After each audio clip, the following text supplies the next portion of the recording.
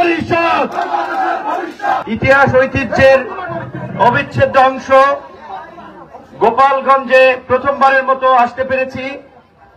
আল্লাহর কাছে কৃতজ্ঞতা প্রকাশ করছি এবং আমাদের এই আগমনকে সফল ও সার্থক করে তোলার জন্য গোপালগঞ্জ গণ অধিকার পরিষদ এবং গণ অধিকার পরিষদের অঙ্গ সংগঠন, আমাদের নেতৃবৃন্দ যারা পরিশ্রম করে সংক্ষিপ্ত সময়ের মধ্যে এই পথসভা আয়োজন করেছেন এবং সার্থক করেছেন, তাদেরকে ধন্যবাদ। বিশেষ ধন্যবাদ জানাই আজকে প্রশাসনের ভাইদেরকে, যারা এই আয়োজনকে নির্বিঘ্নে সম্পন্ন করার একটা পরিবেশ তৈরি করেছেন। কিন্তু একই সাথে গোপালগঞ্জের মানুষের কাছে আমি একটা অভিযোগ দিয়ে যেতে চাই। সেটি হচ্ছে, আমরা বাংলাদেশের অত্যন্ত একটা কর্তৃত্ববাদী শাসনের সময় ফাঁসিবাদের উত্তল দিনে লড়াই করেছি, রাজপথে মিছিল করেছি। সেই মিছিল করতে গিয়ে আমাদের রক্ত ঝরেছে, আমরা হামলার শিকার হয়েছি, আমরা মামলার শিকার হয়েছি, আমাদের শারীরিকভাবে মানসিকভাবে আঘাতপ্রাপ্ত হয়েছি, কিন্তু হাল ছেড়ে দেই নাই। আমরা আমাদের ব্যক্তিগত স্বার্থ চরিতার্থ করার জন্য আমরা এই আন্দোলন সংগ্রাম করি নাই। আমরা গণতন্ত্র, ভোটের অধিকার, মানুষের মৌলিক অধিকার প্রতিষ্ঠার জন্য গত এই ফাঁসিবাদ বিরোধী লড়াই করেছি। আমরা আজকে আপনাদের কারো সন্তানের মতো, কারো ভাইয়ের মতো আমরা এখানে এসেছি। আমরা একটা পথসভা করব, কিন্তু আজকে আমাদেরকে কেন এতগুলো আইন শৃঙ্খলা বাহিনী, আমাদের সংখ্যার চেয়ে বেশি সংখ্যক আইন শৃঙ্খলা বাহিনী আশপাশে আমাদেরকে প্রোটোকল দিচ্ছে? এটা তো গোপালগঞ্জের মানুষের যে দীর্ঘদিনের ট্রেডিশন, ঐতিহ্য, তাদের যে আতিথেয়তা, সেটার কিন্তু বিপরীত একটা দৃশ্য উপস্থাপন করে। যদিও আমরা শতভাগ আত্মবিশ্বাসী যে গোপালগঞ্জের মানুষ আমাদের সাথে দুর্ব্যবহার করবে না, তারা আমাদেরকে অতিথি হিসেবেই গ্রহণ করবে, কারণ আমরা তো অতিথি। কিন্তু তারপরে কিছুদিন আগে যেহেতু একটি অঘটন ঘটে গিয়েছে, যার ফলে প্রশাসন, আমাদের নেতা কর্মীরাও অনেকে হয়তো মনে করেছে একটু একটা নিরাপত্তা ব্যবস্থা নিলে সেটা আমাদের সকলের জন্য ভালো, যে কোনো ধরনের অনাকাঙ্ক্ষিত পরিস্থিতি এড়ানো যাবে। কিছুদিনের যে অনাকাঙ্ক্ষিত ঘটনা, সেখানে আমি শুনেছি প্রায় 18,000 মানুষ নাকি মামলার আসামি হয়েছে। তো এই যে 18,000 পরিবারের যে ভোগান্তি, দুর্ভোগ, কষ্ট, সেটি কি কারোর জন্য ভালো কিছু হয়েছে? আমি কিন্তু ব্যক্তিগতভাবে চাইনি, আমরা এটা প্রত্যাশা করি না। সুতরাং আমি আমার প্রিয় গোপালগঞ্জের ভাই বোনদেরকে অনুরোধ করব, আপনারা দেখেছেন গত 16 বছরে আওয়ামী দুঃশাসনে অসংখ্য মা বোনের কোল খালি হয়েছে, আমাদের অসংখ্য ভাই বোনেরা গুম হয়েছে, 6 শতাধিক মানুষ, 3,500 মানুষ বিচার বহির্ভূত হত্যাকাণ্ডের শিকার হয়েছে। এই জুলাই গণ অভ্যুত্থানে 2,000, এগুলো কি আমরা অস্বীকার করতে পারবো?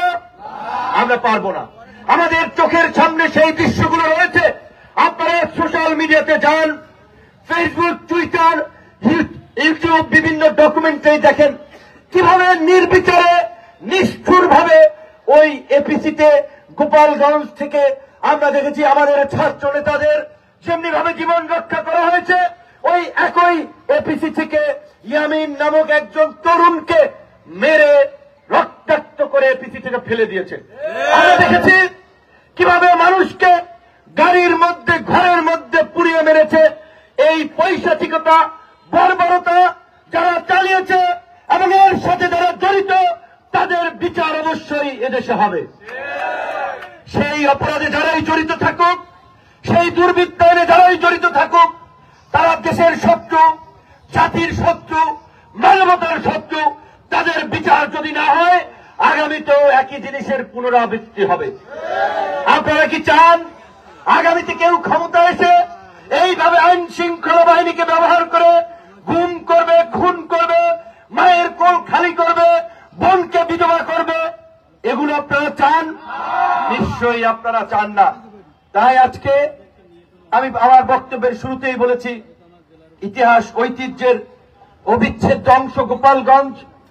আমাদের বাঙালির মুক্তি সংগ্রামের অবিসংবাদিত প্রাণ পুরুষ শেখ মুজিবুর রহমান থেকে শুরু করে সাংবাদিক ও বামপন্থী রাজনৈতিক নেতা নির্মল সেন, ইতিহাসবিদ রমেশ চন্দ্র মজুমদার, মতুয়া সম্প্রদায়ের হরিচাঁদ ঠাকুর থেকে শুরু করে বাংলাদেশ জাতীয় ক্রিকেট দলের রকিবুল হাসান, সঙ্গীত শিল্পী ফিরোজা বেগম, চলচ্চিত্র পরিচালক কাজী হায়াত থেকে শুরু করে অনেক জ্ঞানীগুণী ব্যক্তি এই মধুমতির তীর বিধৌত এই গোপালগঞ্জে জন্মগ্রহণ করেছে। এই গোপালগঞ্জের নিশ্চয়ই অবশ্যই শতভাগ গ্যারান্টি দিয়ে বলতে পারি সব মানুষ খারাপ না, বেশিরভাগ মানুষই ভালো। সেই জায়গা থেকে প্রশাসনের ভাইদেরকে আমরা বলবো নির্বিচারে মানুষকে হয়রানি মামলা দিয়ে জুলুম তাদের উপরে করবেন না। কিন্তু একই সাথে আমাদের সাধারণ সম্পাদক যেটি বলেছে আপনাদেরকে সেই জায়গাটিতেও আমি একটু অ্যাড্রেস করতে চাই যে পরিষ্কারভাবে আমরা বলছি এই 1.5 দশকের আওয়ামী দুঃশাসনের বিরুদ্ধে আমরা লড়াই করে আজকে যে নতুন বাংলাদেশ বিনির্মাণের সংগ্রাম করছি, সেই নতুন বাংলাদেশ বিনির্মাণের সংগ্রামে সে মানুষকে ঐক্যবদ্ধ করার জন্যই আমাদের টেকনাফ থেকে তেঁতুলিয়া, রূপসা থেকে পাথুরিয়া সারা বাংলাদেশে ছুটে বেড়ানো। আমাদের গত শুক্রবার ব্রাহ্মণবাড়িয়ায় প্রোগ্রাম ছিল, তার আগের শুক্রবার রাজশাহীতে প্রোগ্রাম ছিল, তার আগের শুক্রবার কুমিল্লায় প্রোগ্রাম ছিল, আজকেও বিকেলে যশোরে একটি সমাবেশ রয়েছে।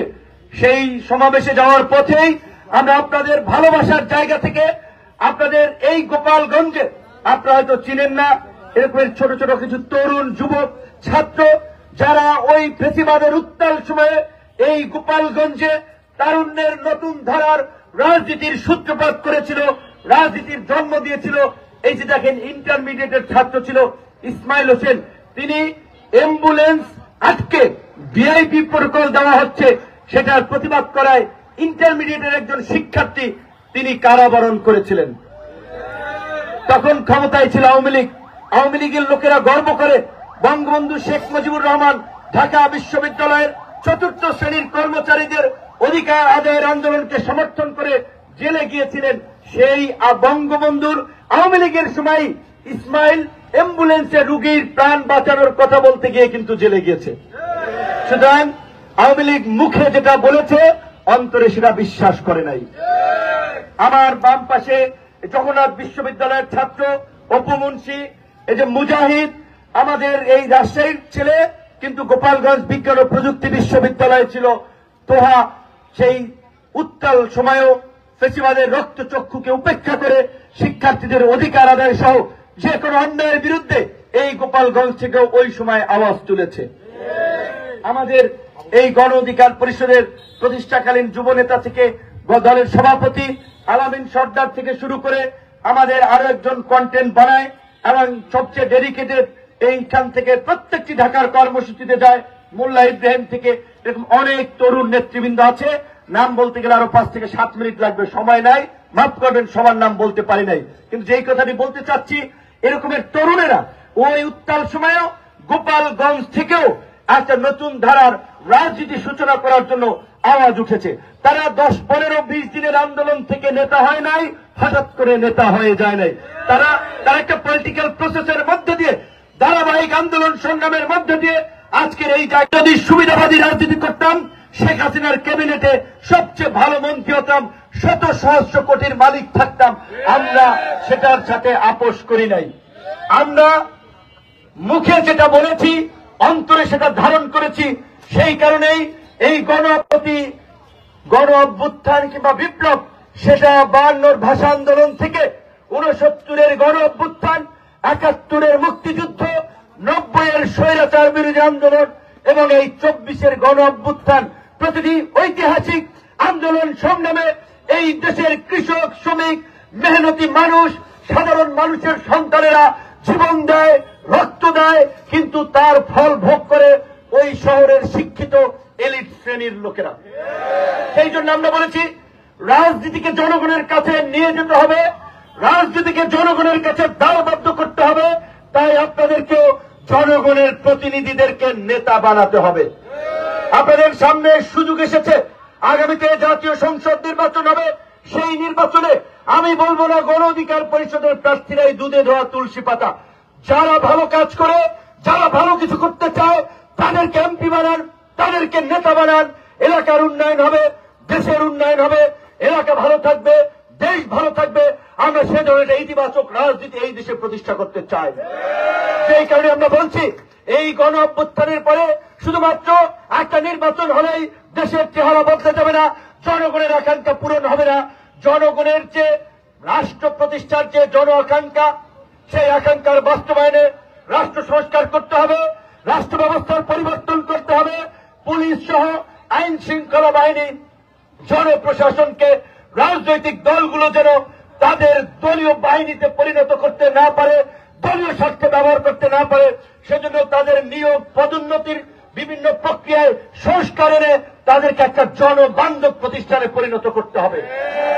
রাজনীতিবিদরা যেন ক্ষমতার অপব্যবহার করে ধরাকে সরা জ্ঞান মনে না করে, সেই জন্য আমাদের সংবিধানে যেই কথা বলা আছে, পৃথিবীতে যেটি স্বীকৃত আইন সকলের জন্য সমান, সেটি শুধুমাত্র বক্তব্য বিবৃতিতে কিংবা কাগজের আপনার পাতায় লিপিবদ্ধ থাকলে হবে না, সেটির বাস্তবায়ন করতে হবে। একটি দেশ কতটা সুশৃঙ্খল সেটির সবচেয়ে বড় উদাহরণ দেখা যায় সেই দেশের ট্রাফিক সিস্টেমের দিকে তাকালে।